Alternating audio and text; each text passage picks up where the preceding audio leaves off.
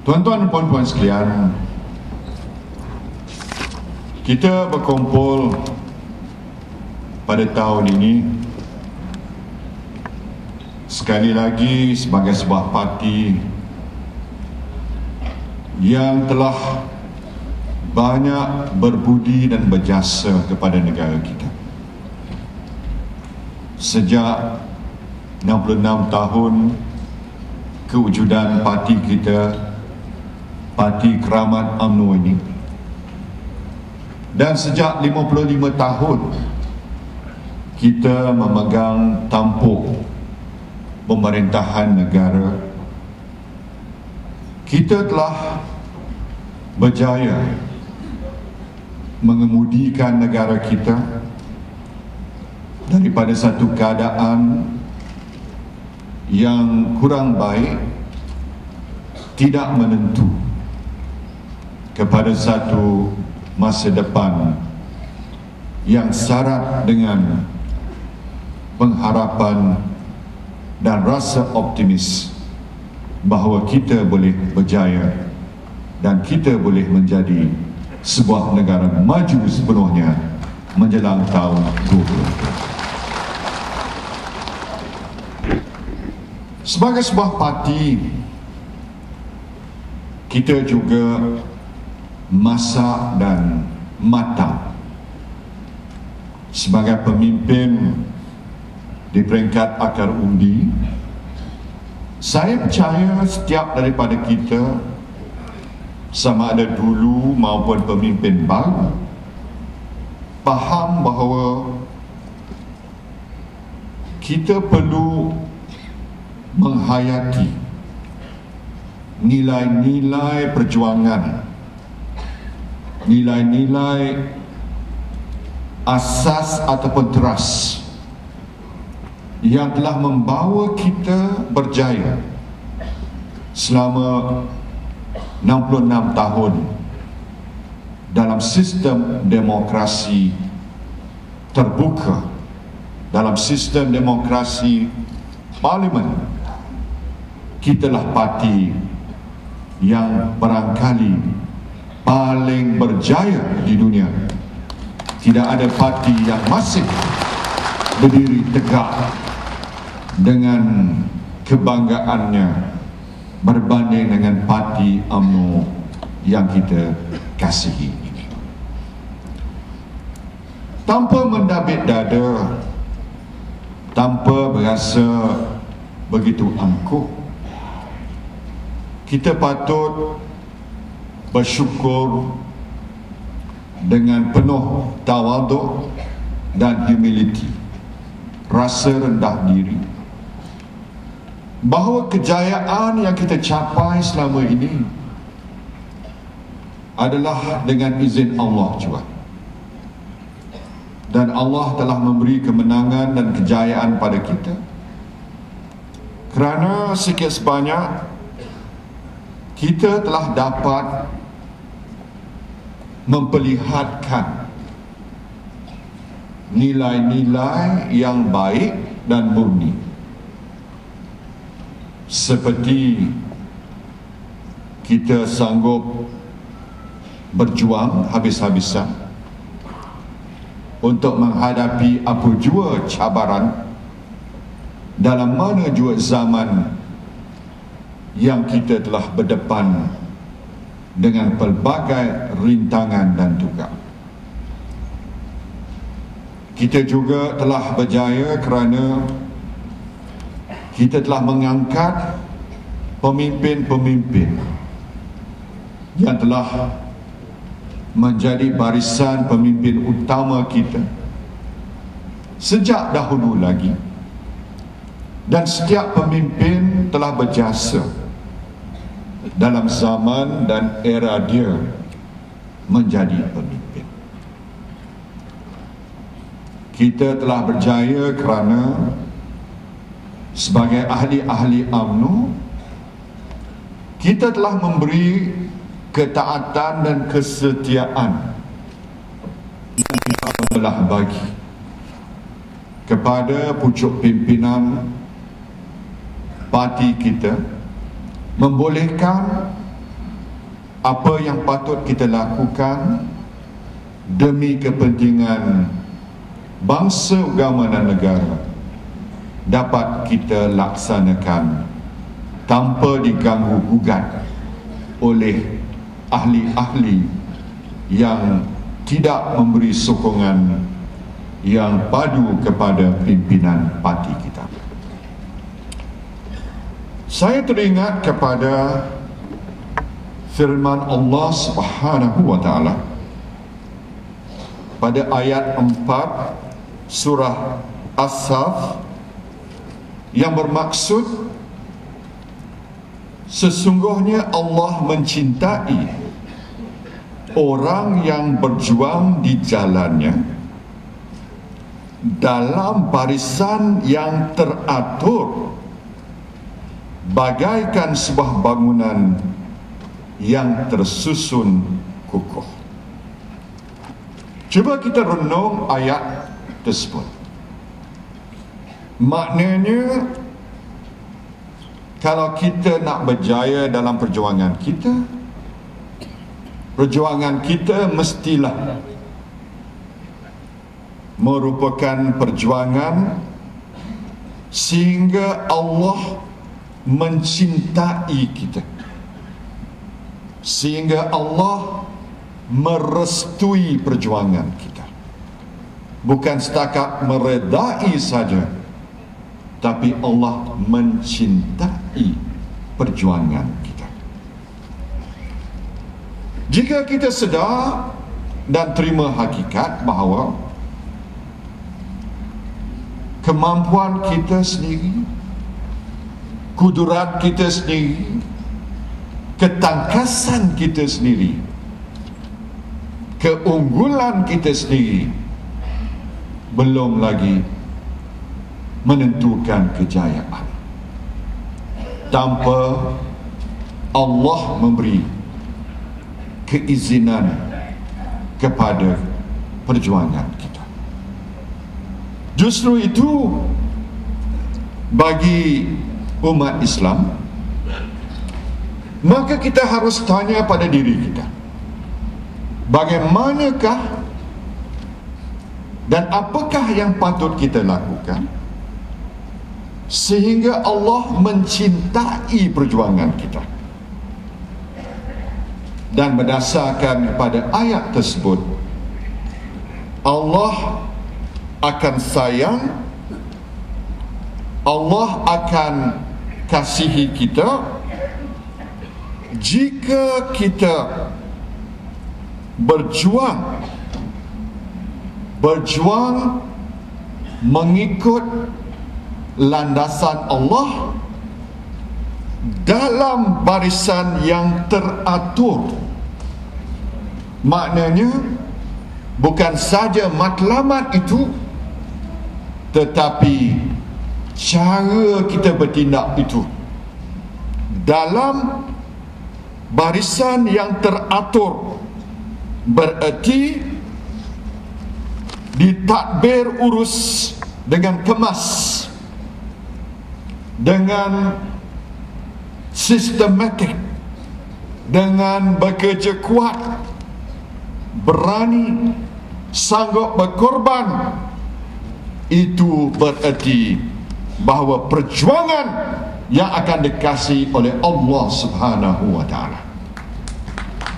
Selagi kita tak sanggup berkorban, selagi kita tak berjuang dalam barisan yang kokoh dan pelaksanaannya yang teratur, selagi itu Allah tidak akan mengasihi perjuangan kita. Dan kalau Allah tidak mengasihi perjuangan kita, kita tidak akan mencapai kejayaan. Justru itu, ingatlah pada kita, kalau kita idamkan kejayaan, kita hendaklah bertindak dalam satu barisan yang teratur, bagaikan bangunan yang tersusun kukuh. Jika kita ini sebagai sebuah parti, jika kita bertindak bagaikan bangunan yang tersusun kukuh, insya-Allah pilihan raya akan datang akan memperlihatkan kejayaan yang cemerlang baik. Tuan-tuan dan puan-puan sekalian, kita juga setiap kali kita berdoa, kita memohon kepada Allah hasanah di dunia dan hasanah di akhirat. Dan kita juga berdoa supaya dijauhkan dari api neraka. Oleh itu, marilah kita bersama-sama merapatkan barisan kita, mengenepikan soal remeh-temeh, titik bengek, hatta kepentingan diri masing-masing, dan rapatkan barisan kita dan pemikiran kita dan hati kita, sehingga kan yang kita penting bukan untuk diri kita, tetapi untuk parti kita, untuk bangsa, agama dan negara kita yang kita utamakan. Tuan-tuan dan puan-puan sekalian, kita boleh berasa bangga bahawa dalam tempoh 55 tahun kita memimpin negara kita, banyak kejayaan yang kita telah capai.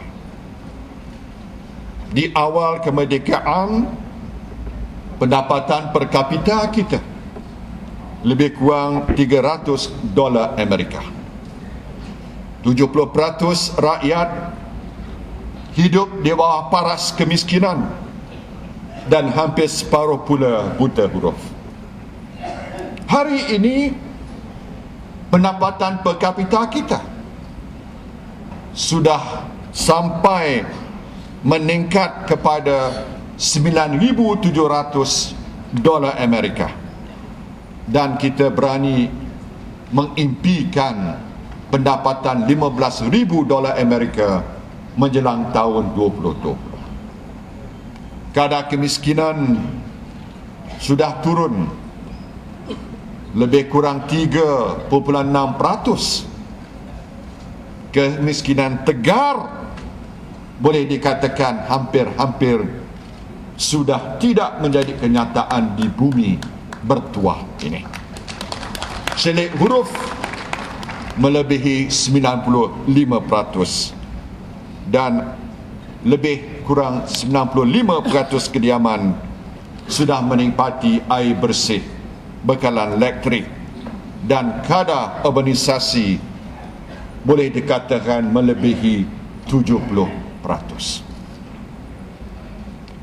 Inilah kejayaan yang kita telah capai. Apatah lagi dalam bulan Syawal ini, tidak ada negara lain di mana rumah terbuka berjalan sepanjang 1 bulan Syawal. Malah minggu terakhir bulan Syawal ini terlalu banyak jemputan rumah terbuka, sehingga kan menjadi masalah bagi kita menunaikan jemputan rumah terbuka.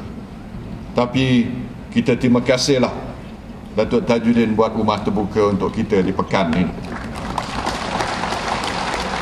Masalah rakyat Malaysia, masalah terlalu banyak lemak badan, terlalu tinggi kolesterol dan gula dalam badan kita. Lebih banyak masalah itu daripada masalah orang miskin, lapar dan kurang makanan dan sebagainya. Termasuk juga di kawasan luar bandar, yang saya tahu ramai juga rakan-rakan kita yang terpaksa belah anggota badan kerana masalah kencing manis. Ini semua menunjukkan bahawa kita sudah berjaya. Cuba kita bayangkan sebuah negara tanpa lebuh raya utara selatan, sebuah negara tanpa KLIA, bangunan Petronas, bangunan kembar Petronas, tanpa Putrajaya yang nak dilelong oleh pembangkang dulu. Hari ini mereka idamkan nak duduk Putrajaya. Semua ini adalah sebenarnya kejayaan kita yang cuba dinafikan oleh pembangkang. Tetapi kalau mereka tak dapat nafikan, mereka cuba pula nak ambil alih apa yang telah dibina dengan jerih payah, dengan pengorbanan kita selama ini atas nama UMNO dan Barisan Nasional. Dan kita tidak reda apa yang kita telah bina selama ini direntap dan dimiliki oleh pembangkang. Baru-baru ini ada juga pemimpin pembangkang yang datang ke Pekan, yang kata kononnya tak ada pembangunan langsung di Pekan. Saya tak pasti di mana letak mata dia, sama ada mata dia nampak ataupun Tuhan butakan mata dia, ataupun telinganya tak dengar dipekakkan oleh Tuhan, ataupun lidahnya itu dibisukan, ataupun lidah dia bercabang kerana nak menghasut orang Pekan. Tuan-tuan dan puan-puan sekalian, kalau saya nak sebut di sini, barangkali sampai 1:30 petang ni saya boleh bercakap tentang apa yang kita telah lakukan di Pekan ini. Tak payah dari dulu, dalam tempoh 3 tahun ini, sejak saya jadi Perdana Menteri dan ahli parlimen di sini, kita telah melakukan terlalu banyak perkara untuk orang Pekan. Betul tidak? Sampai banyak orang, ini orang yang mata dia boleh nampak lah, bila melawat Pekan, dia kata dia terkejut, dia terpegun tengok keadaan di Pekan ini. Barangkali kalau saya tanya Datuk Tajuddin pun dia boleh kata hebat juga Pekan ni. Saya boleh huraikan di sini beberapa perkara utama yang kita telah lakukan supaya ini boleh dijadikan sebagai modal kita untuk kita khabar pada orang Pekan.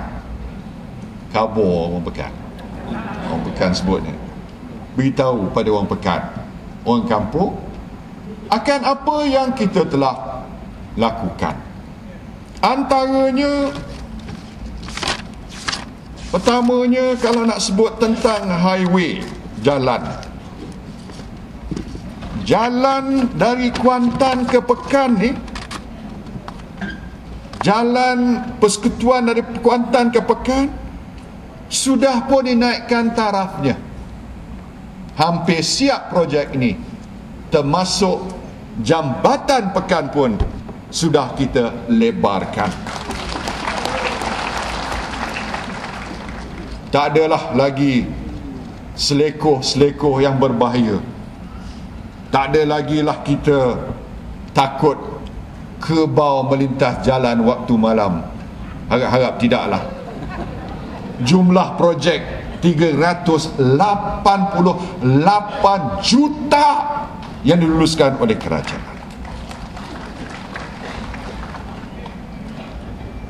Jalan kostal Ceruk Paloh ke Tanjung Selangor dalam pembinaannya termasuk jambatan 40 juta.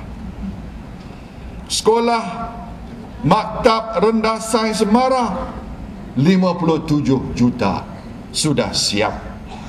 Sekolah Menengah Vocational 48 juta dalam peringkat penilaian tender.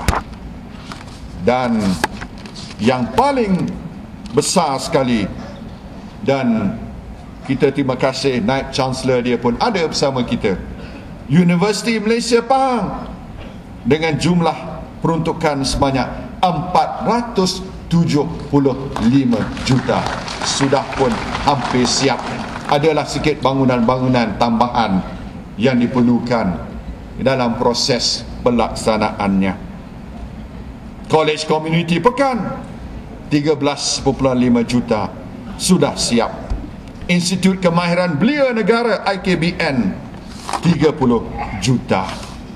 Tidak termasuk projek-projek yang lebih kecil tapi bermakna di peringkat kampung masing-masing, seperti blok bangunan tambahan, sekolah baru dan sebagainya, yang terlalu panjang untuk saya sebut satu persatu.